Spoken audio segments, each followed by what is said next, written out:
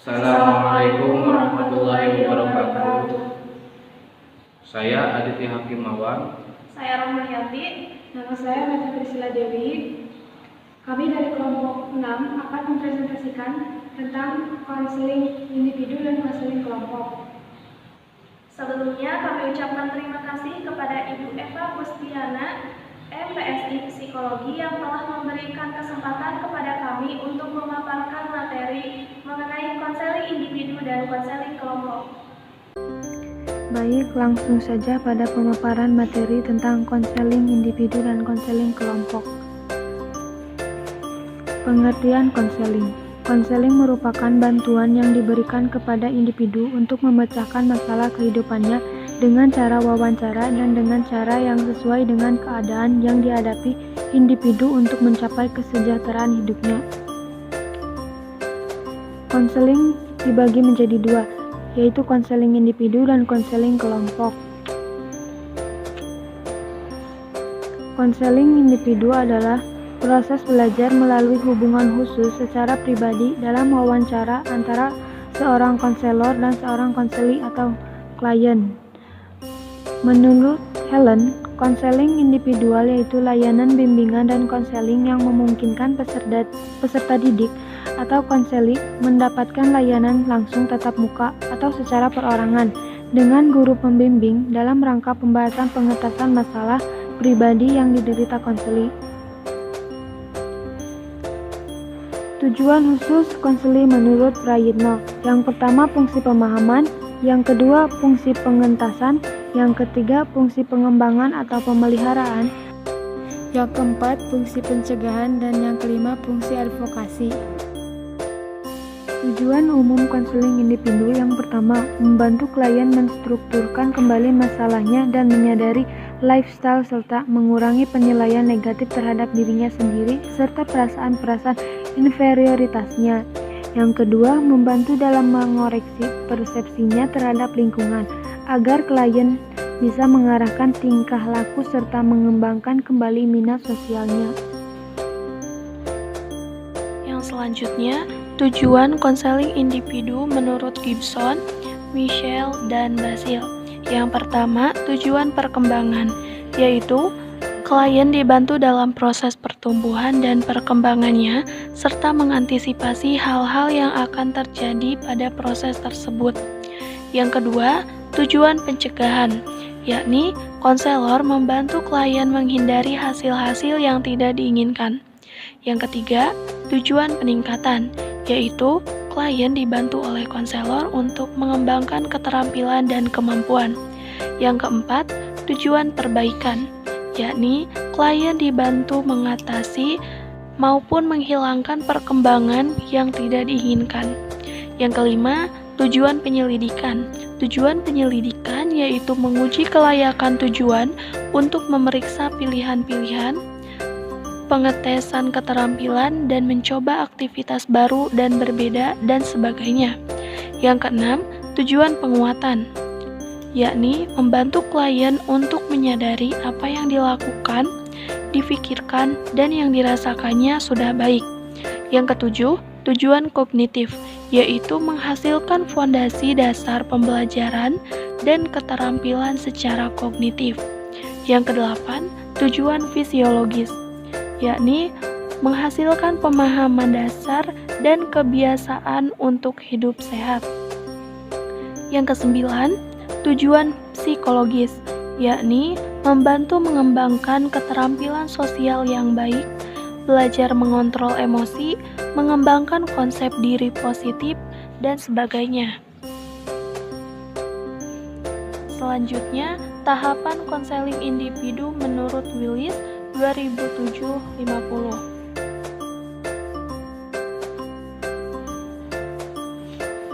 Tahapan konseling individu yaitu ada 3 tahap. Yang pertama, tahap awal konseling.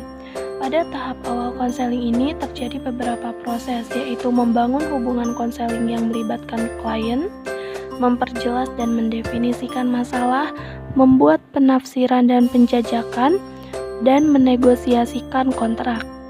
Yang kedua, tahap pertengahan atau tahap kerja. Pada tahap pertengahan ini, klien difokuskan pada penjelajahan masalah dan bantuan apa yang akan diberikan kepada klien berdasarkan penilaian kembali setelah dilakukan penjelajahan masalah.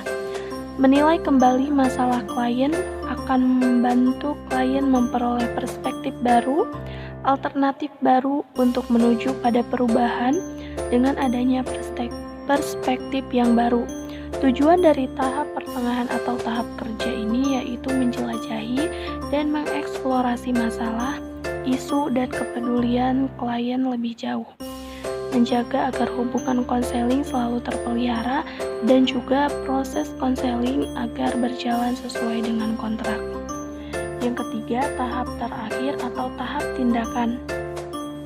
Tahap akhir konseling atau tahap tindakan ini ditandai dengan beberapa hal, yaitu menurunnya kecemasan klien, adanya perubahan perilaku klien ke arah yang lebih positif, sehat dan dinamis, adanya rencana hidup masa yang akan datang dengan program yang jelas, terjadinya perubahan sikap positif. Tujuan dari tahap akhir konseling ini yaitu memutuskan perubahan sikap dan perilaku klien, terjadinya transfer of learning pada diri klien, melaksanakan perubahan perilaku, dan mengakhiri hubungan konseling. Yang selanjutnya, kelebihan konseling individu. Konseling individu memiliki beberapa kelebihan. Yang pertama, waktu dan tempat lebih fleksibel sesuai dengan persetujuan konselor dan konseli. Yang kedua, kerahasiaan lebih terjaga. Yang ketiga, hubungan interpersonal lebih terjalin dengan baik. Yang keempat, tidak membutuhkan banyak alat dan bahan. Dan yang kelima, proses konseling dilakukan lebih mendalam ke titik masalah yang sedang dihadapi. Konseling individu juga memiliki beberapa kelemahan, yaitu hanya melayani satu orang saja dan tidak semua orang mau untuk melakukan konseling individual.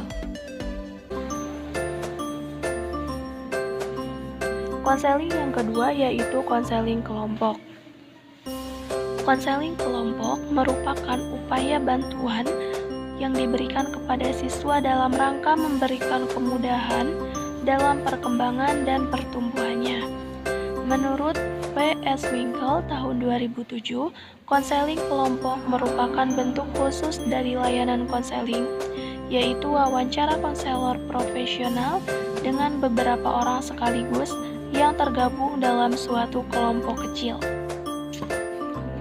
Aspek dalam konseling kelompok dibagi dua. Yang pertama aspek proses dan yang kedua aspek pertemuan tatap muka. Aspek proses dilalui oleh lebih dari 2 orang dan merupakan ciri khas dari konseling kelompok. Aspek pertemuan tatap muka yaitu sejumlah orang tergabung dalam kelompok yang saling memberikan bantuan psikologis. Konseling menurut M. Edi Kurnanto 2013. Yang pertama, fungsi layanan kuratif. Fungsi layanan kuratif yaitu layanan yang diarahkan untuk mengatasi persoalan yang dialami individu. Yang kedua, fungsi layanan preventif.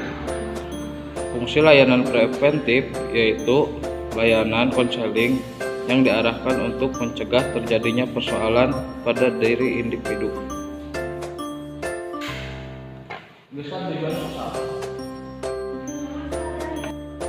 Tujuan konseling kelompok yaitu meningkatkan kepercayaan diri konseling.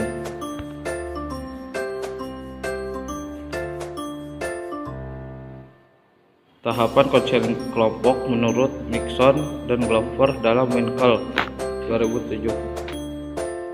Yang pertama pembukaan, kedua penjelasan masalah, yang ketiga penggalian latar belakang, yang keempat penyelesaian masalah, yang kelima penutup. Baik, selanjutnya yaitu tipe pendekatan konseling kelompok. Yang pertama ada konseling dalam kelompok, yang kedua konseling dengan kelompok, dan yang ketiga konseling mengenai kelompok. Kelebihan konseling kelompok. Yang pertama, adanya dinamika perubahan terjadi ketika layanan itu berlangsung. Yang kedua, dalam layanan kelompok, interaksi individu anggota kelompok merupakan suatu yang khas yang tidak mungkin terjadi pada konseling perorangan. Yang ketiga, klien dapat belajar membangun relasi dengan dirinya dan orang lain dengan cara yang produktif. Yang keempat, individu belajar berelasi dengan orang lain dengan lebih baik sebagai pemenuhan kebutuhan psikologis. Yang kelima, dalam kelompok-kelompok yang dipimpin para konselor dengan orientasi psikoanalitik, konselor akan menginterpretasikan transparansi dan resistensi agar bisa membebaskan alam bawah sadar klien. Yang keenam, analisis bisa difokuskan ke perilaku individu sebagai anggota kelompok dan atau perilaku kelompok secara keseluruhan. Kelemahan konseling kelompok. Yang pertama, tidak semua orang cocok dalam kelompok. Yang kedua, perhatian konselor lebih menyebar. Yang ketiga, sulit dibina kepercayaan. Yang keempat, klien mengharapkan terlalu banyak dari kelompok. Dan yang kelima, kelompok bukan dijadikan sarana berlatih melakukan perubahan tetapi sebagai tujuan.